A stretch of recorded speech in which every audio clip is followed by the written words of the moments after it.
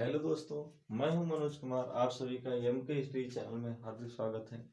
हम क्लास 10 के साइंस में पढ़ रहे थे रासायनिक अभिक्रिया एवं समीकरण। ठीक है, तो इसमें हम कुछ पढ़ चुके हैं। आज हम पढ़ेंगे एकल विस्थापन अभिक्रिया से। ठीक है, एकल विस्थापन अभिक्रिया क्या होती है? जैसे कि आयरन कॉपर सल्फेट से अधिक क्रियाशील होने के कारण कॉपर को कॉपर सल्फेट के विलयन से विस्थापित कर देता है। चलो एक हम एग्जाम्पल के तौर से समझ लेते हैं। जैसे Fe प्लस CuSO4। ठीक है, तो क्या हो जाता है यहाँ पे FeSO4 प्लस Cu। ठीक है, इसमें क्या होता है, कॉपर फ्री हो जाता है। ठीक है, कॉपर फ्री हो जाता है। ठीक है, तो इसका मतलब क्या है कि ये जो Fe है एक कॉपर से क्या है, अधिक क्रियाशील है। ठीक है, Fe यानी आयरन जो है कॉपर से अधिक क्रियाशील है, इसलिए क्या करता है कि ये स्थान पे इसके स्थान पे ये आ जाता है और ये अलग हो जाता है। यहाँ पे देखो, और इसका नाम क्या है, इसका नाम है कॉपर सल्फेट। ठीक है, इसका नाम क्या है, कॉपर सल्फेट। इसका नाम है कॉपर सल्फेट। इसका नाम फेरस सल्फेट। इसका नाम क्या है, फेरस सल्फेट। ठीक है, तो ये क्या होता है, इसी प्रकार से ये क्रियाशील होते हैं जो एक दूसरे को क्या करते हैं, विस्थापित कर देते हैं। ठीक है, तो चलो अब आगे हम पढ़ते हैं।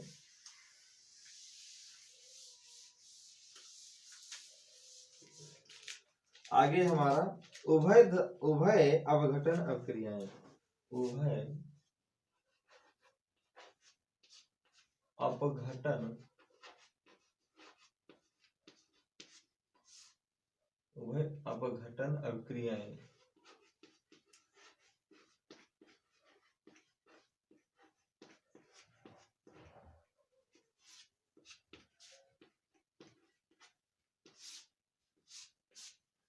ठीक है, तो ये क्या करता है,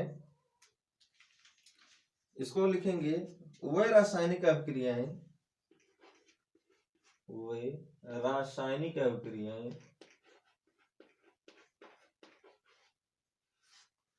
रासायनिक अभिक्रियाएं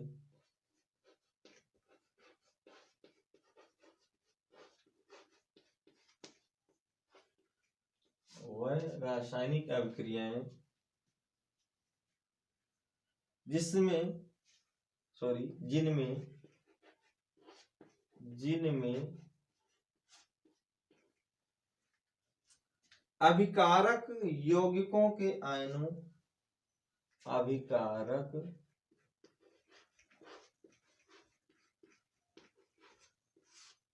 अभिकारक यौगिकों के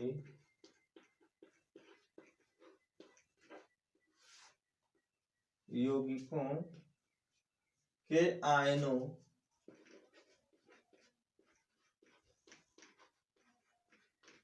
यौगिकों के आयनों यौगिकों के आयनों अथवा मूलकों के परस्पर अथवा मूलकों के परस्पर मूलकों के परस्पर विनिमय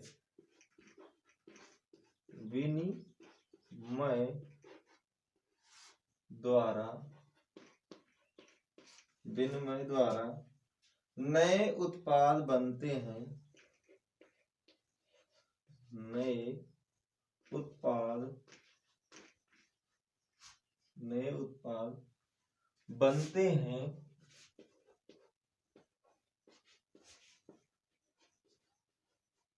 नए उत्पाद बनते हैं उभय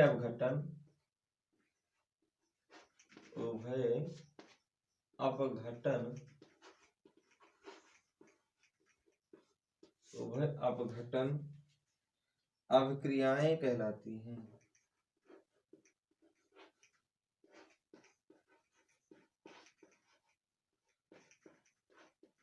अभिक्रियाएं कहलाती हैं।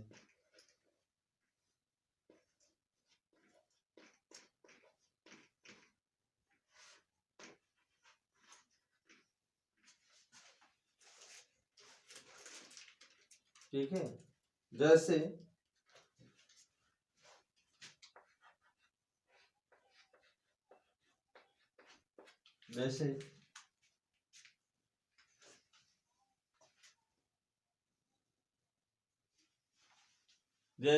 सोडियम सल्फेट तथा बेरियम क्लोराइड के जलीय विलयनों को मिलाने पर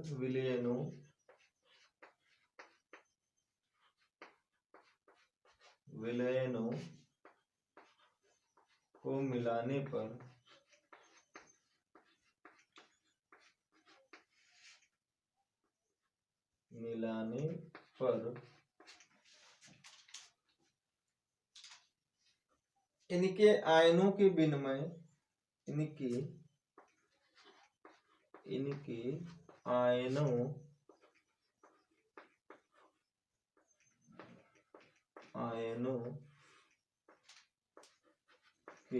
विनिमय के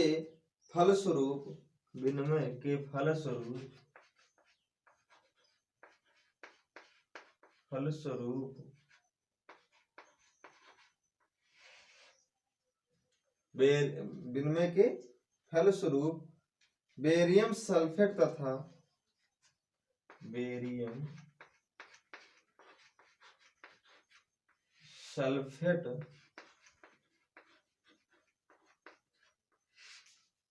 तथा सोडियम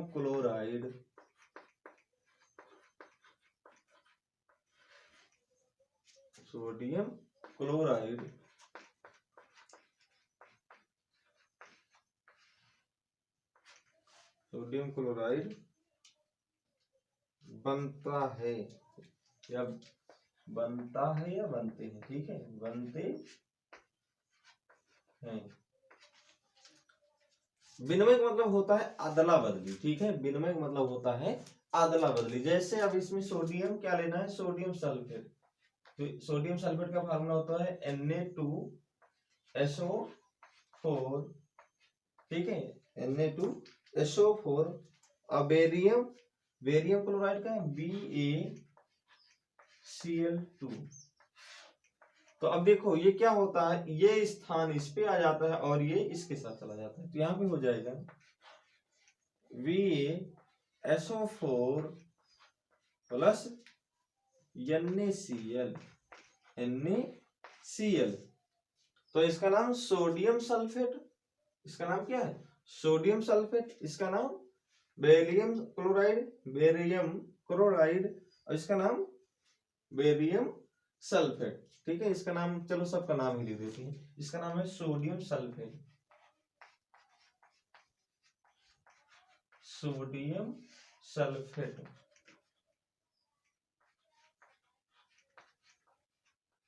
सोडियम सल्फेट। इसका नाम बेरियम क्लोराइड।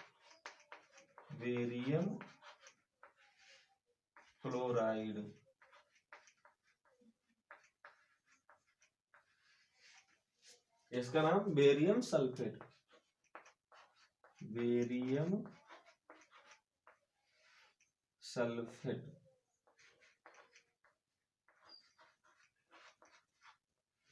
इसका नाम सोडियम क्लोराइड।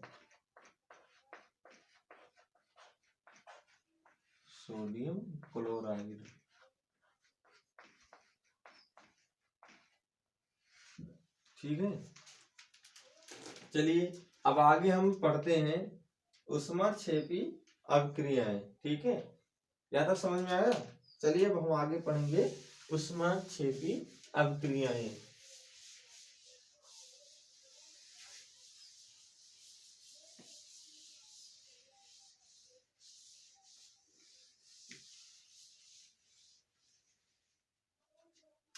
अब इसमें आगे हम पढ़ेंगे ऊष्माक्षेपी अभिक्रियाएं। तो हम क्या पढ़ रहे हैं, ऊष्माक्षेपी अभिक्रिया। तो इसकी डिफिनेशन हम कैसे लिखेंगे, वह अभिक्रिया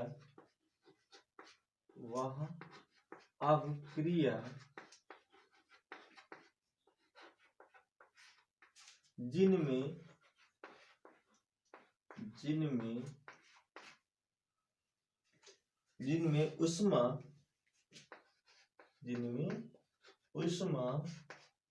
निर्मुक्त होती है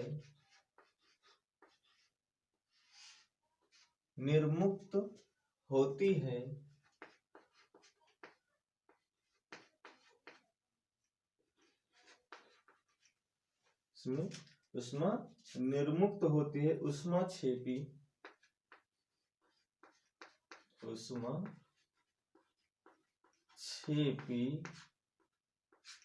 अभिक्रियाएं कहलाती हैं।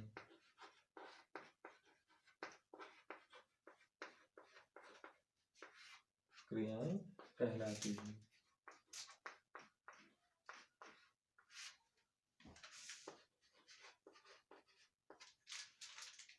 जैसे एग्जाम्पल में समझते हैं, कार्बन यानी कि कार्बन का एक अपर रूप है जिसका नाम ग्रेफाइड है। तो इसको हमने क्या लिया है, ग्रेफाइड। ठीक है, क्या लिया है, ग्रेफाइड प्लस ऑक्सीजन।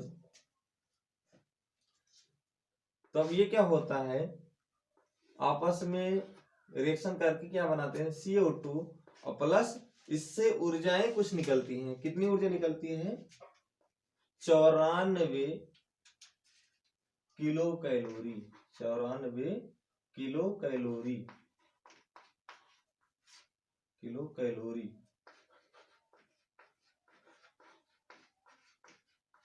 ठीक है,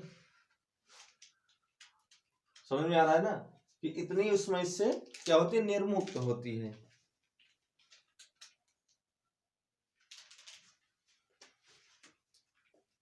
चलिए आगे हम पढ़ते हैं ऊष्मा शोषी अभिक्रिया। ऊष्मा शोषी अभिक्रिया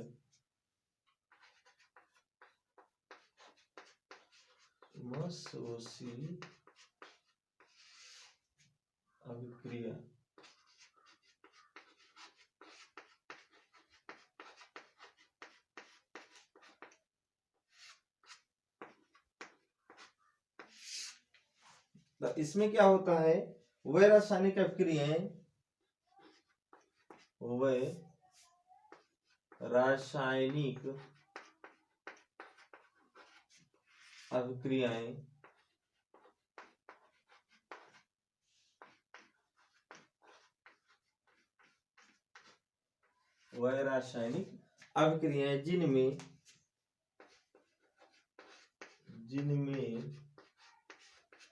जिनमें ऊष्मा का अवशोषण होता है, ऊष्मा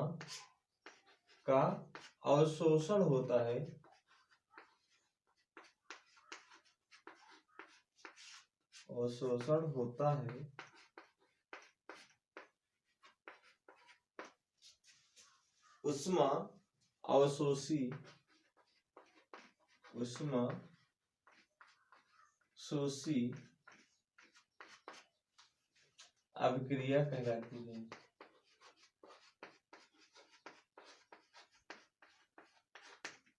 अभिक्रियाएं कहलाती हैं। अवशोषण मतलब समझते हैं, मतलब ग्रहण करना। ठीक है, ऊष्मा को ग्रहण करना। जैसे नाइट्रोजन और ऑक्सीजन, जैसे नाइट्रोजन यानी N2 plus O2 reaction mark क्या बना देते हैं, NO में। NO, ठीक है। अब यहाँ देखो N की संख्या 2, यहाँ O की संख्या 2, प्लस इसमें 45 किलो कैलोरी, ठीक है, 45 किलो कैलोरी ऊष्मा अवशोषित होती है, ठीक है। यानी कि इसमें टोटल कितनी है, 45, ठीक है। तो इसका नाम क्या है, नाइट्रिक ऑक्साइड। इसका नाम क्या है, नाइट्रिक ऑक्साइड,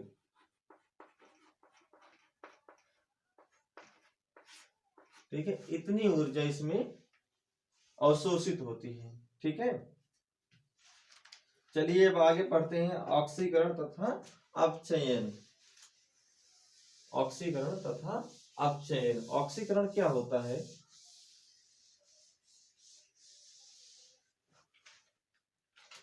ऑक्सीकरण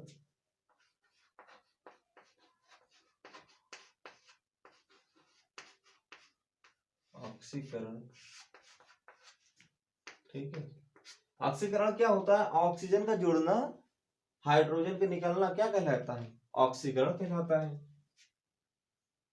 तो इसमें लिख दे, जैसे नंबर 1, 2 करके हम लिख दे रहे हैं। ऑक्सीजन का योग होना, यानी किसी पदार्थ में ऑक्सीजन का योग होना, किसी पदार्थ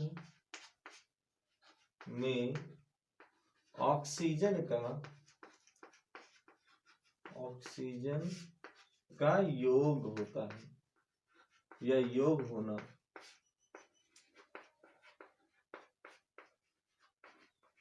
ठीक है। अगला, किसी पदार्थ के ऋण विद्युतीय अवयव में वृद्धि, किसी, ये 2 नंबर है, किसी पदार्थ के ऋण विद्युतीय आयनों में, या सॉरी अवयव में, अवयव या आयन एक ही बात होती है, अवयव में वृद्धि होना। तीसरा नंबर क्या है, किसी पदार्थ से हाइड्रोजन पृथक होते, यानी किसी पदार्थ से हाइड्रोजन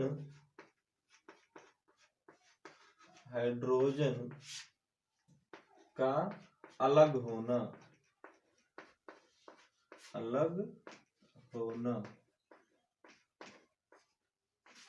ठीक है, अलग होना। अगला नंबर है, किसी पदार्थ की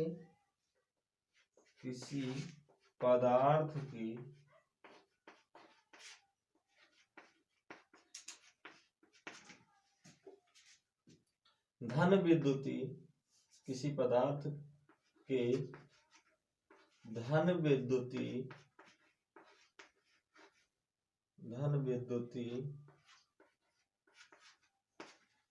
अवयव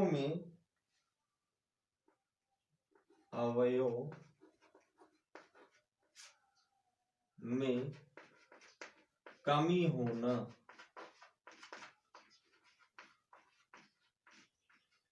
ठीक है। इसी का जस्ट उल्टा क्या होता है, अपचयन। जहां पे इसमें कह रहा है किसी पदार्थ में ऑक्सीजन का योग होता है, तो वहां पे क्या हो जाएगा, किसी पदार्थ में हाइड्रोजन का योग होता है। यहाँ पे ऋण विद्युतीय अवयव क्या हो रहे, वृद्धि हो रही है, उसमें क्या होगी, धन विद्युतीय में वृद्धि होगी, ठीक है। और इसमें जहां कमी है, यहाँ पे वृद्धि। चलिए आगे हम पढ़ते हैं अपचयन। अपचयन में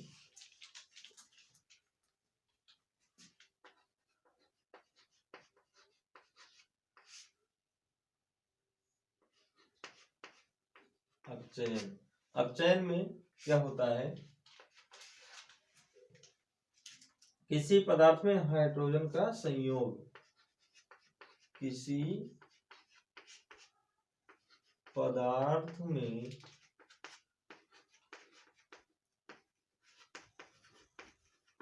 हाइड्रोजन का संयोग होना, ठीक है, हाइड्रोजन का संयोग होना किसी पदार्थ के धन विद्युतीय अवयवों, दूसरा नंबर, किसी पदार्थ के धन विद्युतीय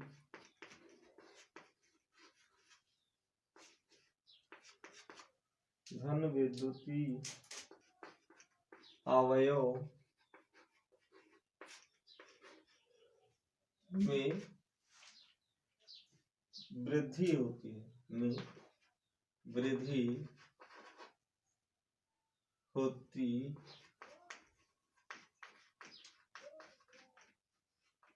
है।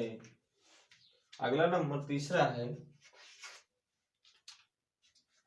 कि किसी पदार्थ से ऑक्सीजन को अलग कर देते हैं, ऑक्सीजन का निकलना, किसी पदार्थ से ऑक्सीजन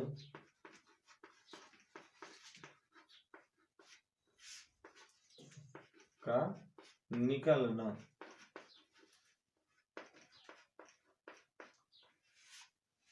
ठीक है। आगे चौथा, ऋण विद्युतीय में क्या होती है, कमी होती है, किसी पदार्थ के ऋण विद्युतीय अवयव में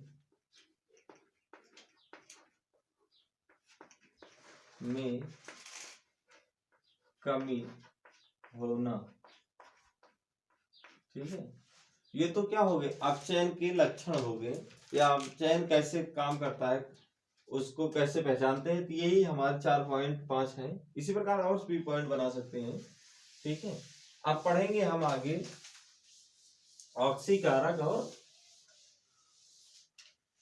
अपचायक, ऑक्सीकारक और अपचायक। तो सबसे पहले पढ़ते हैं ऑक्सीकारक।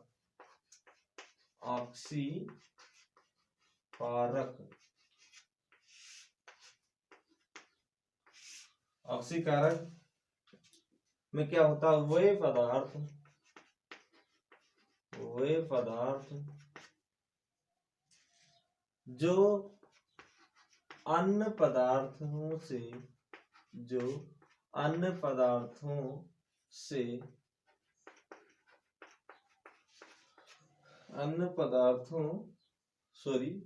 पदार्थों का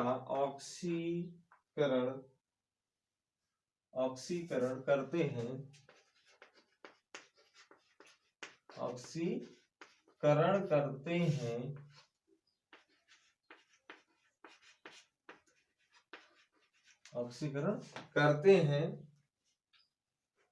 या रासायनिक अभिक्रिया में स्वयं अपचयित हो जाते हैं, या रासायनिक अभिक्रिया में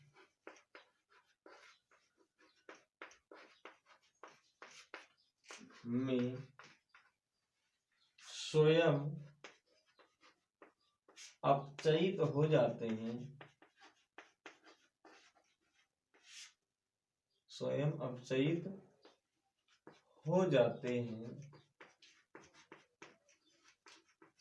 ऑक्सीकारक कहलाते हैं, ऑक्सीकारक कहलाते हैं।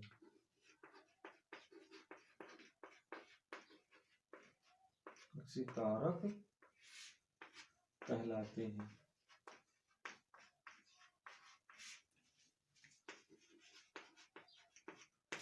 ठीक है, ऑक्सीकारक कहलाते हैं। जैसे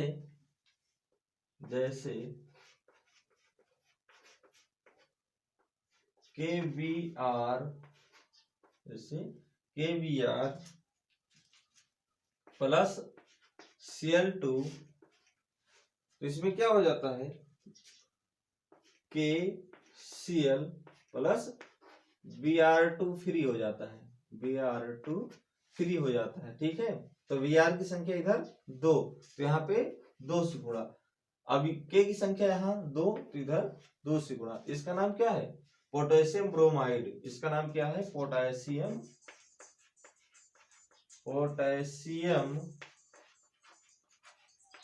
ब्रोमाइड।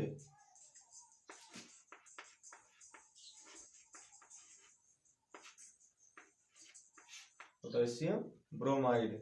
ठीक है, और इसका नाम क्या है, कैल्शियम क्लोराइड। इसका क्या नाम है, पोटेशियम क्लोराइड। ठीक है, पोटेशियम क्लोराइड। ठीक है, तो ये हो गए क्या, ऑक्सीकारक। ठीक है, अब इसी प्रकार हम क्या कर देते हैं, अपचायक भी पढ़ लेते हैं। ठीक है, इसी तरह से अपचायक को भी हम पढ़ लेते हैं। अपचायक क्या करते हैं, आज इस लेसन को हम खत्म कर देते हैं। अपचायक, अपचायक में क्या होता है कि वह पदार्थ, सब डिफिनीशन वैसे ही रहेगी, वह पदार्थ जो अन्य पदार्थों से, जो अन्य पदार्थों से, अन्य पदार्थों का, ऐसे लिखो, अन्य पदार्थों का अपचयन, अपचयन करते हैं, करते हैं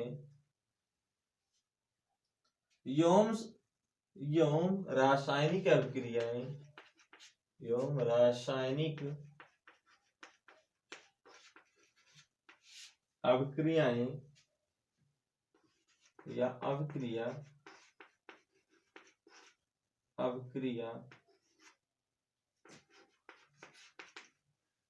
में स्वयं ऑक्सीकृत हो जाते हैं, में स्वयं ऑक्सीकृत हो जाते हैं,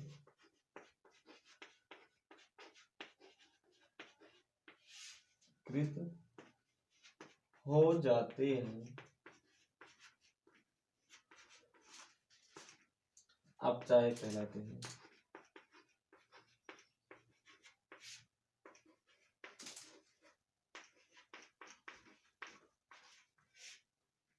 कहलाते हैं।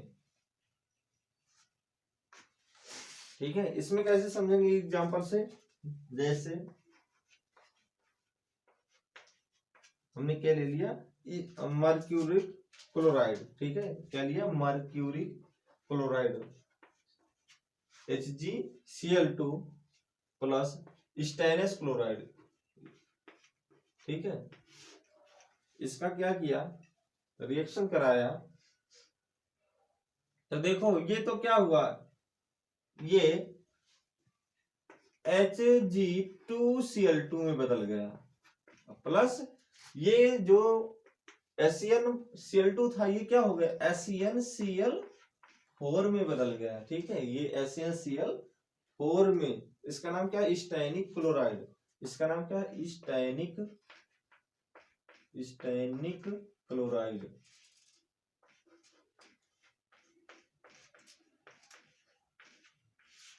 इसका नाम मर्क्यूरस क्लोराइड। इसका नाम क्या है, मर्क्यूरस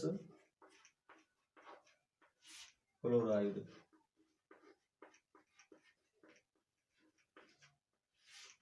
ठीक है, और इसका नाम क्या है, स्टेनस। इसका नाम स्टेनस क्लोराइड, स्टेनस क्लोराइड। इसका नाम मर्क्यूरस, ओ सॉरी मर्क्यूरिक क्लोराइड, इसका नाम क्या है? मर्क्यूरिक,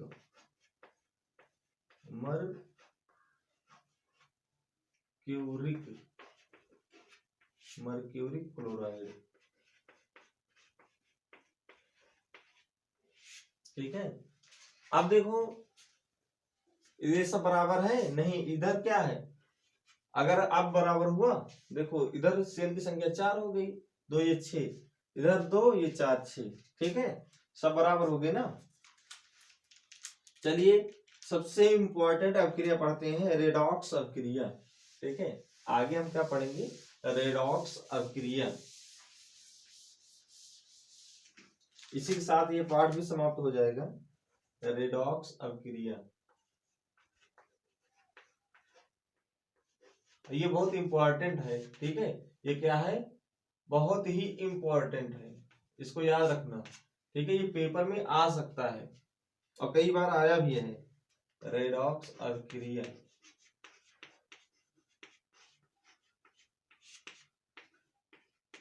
इस पाठ से अगर कोई भी क्वेश्चन उठेगा तो सबसे पहले रेडॉक्स अभिक्रिया से ही उठेगा। तो इसमें लिखेंगे वह रासायनिक अभिक्रिया, वह रासायनिक अभिक्रिया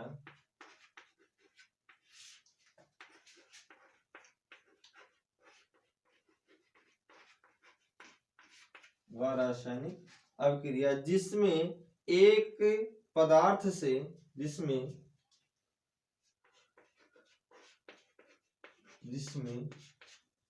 एक पदार्थ से इलेक्ट्रॉन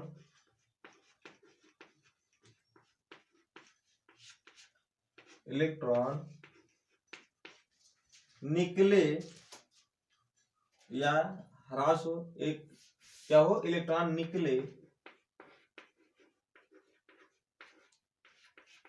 निकले, वह दूसरे पदार्थ द्वारा,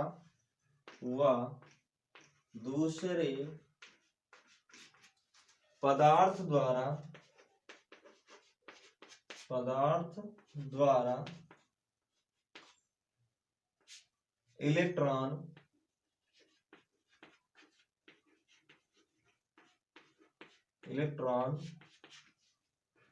को ग्रहण करे,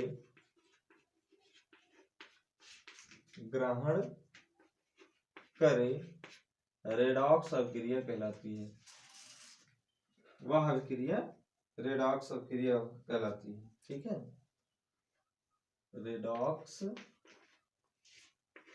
अभिक्रिया कहलाती है।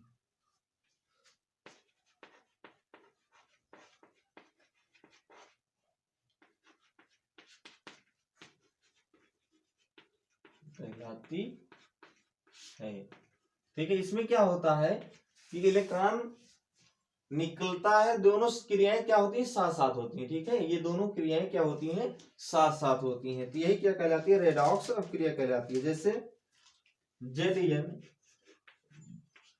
प्लस CuSO4, ठीक है, तो ये क्या हो जाता है? जिंक सल्फेट में, और प्लस Cu क्या हो जाता है? फ्री हो जाता है।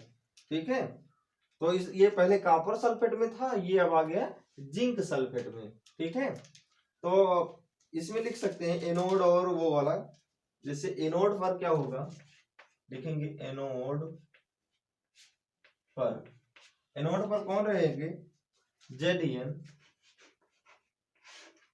तो ये हो जाएगा Zn2+,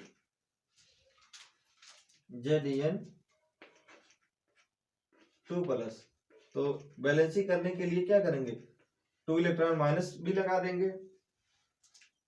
अब Cu यानी कि कॉपर क्या होगा?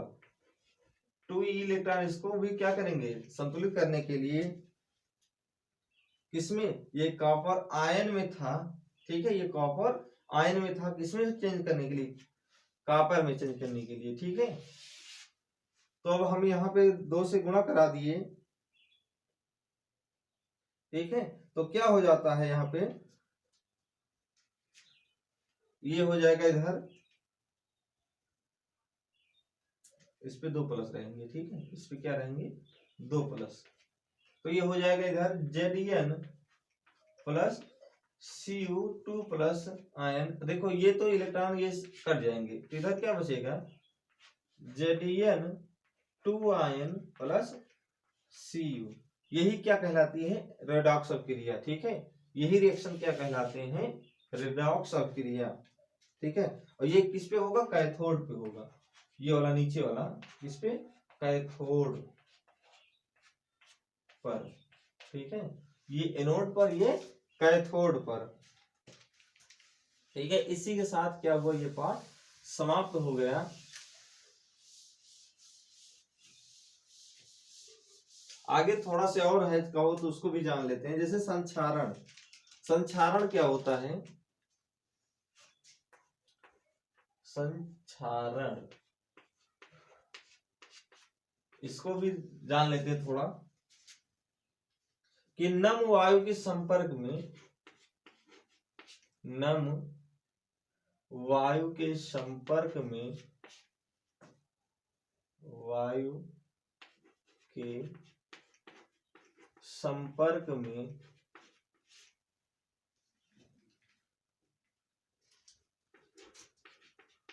आने पर,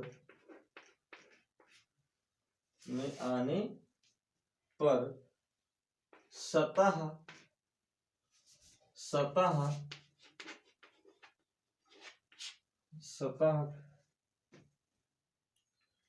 की धातु का क्षरण संक्षरण कहलाता है। सतह का यानी सतह धातु की संक्षरण का, सतह की धातु क्षरण, धातु क्षरण संक्षरण कहलाता है, संक्षरण कहलाता है या संक्षारण कहलाता है। इसका मतलब समझते हैं, चलिए हम बता देते हैं। संक्षारण का मतलब होता है जैसे किसी धातु, कोई जैसे लोहा की धातु है, उसको अगर हम नम वायु में रख देते हैं तो क्या हो जाती है, उस पे जंग लग जाते हैं, जंग लगते हैं तो धीरे धीरे देखो लोहा कमजोर हो जाता है, कमजोर होते होते वो एक दिन बहुत ही कमजोर हो जाता है। तो यही बता रहा है कि वो संक्षारण, यानी संक्षारण मतलब क्या होता है कि उसके धातु में क्या होती है कमी आती चली जा रही है, तो इसलिए क्या हो गए वो धीरे धीरे खराब होती चली जा रही है, ठीक है, यही संक्षारण कहलाता है।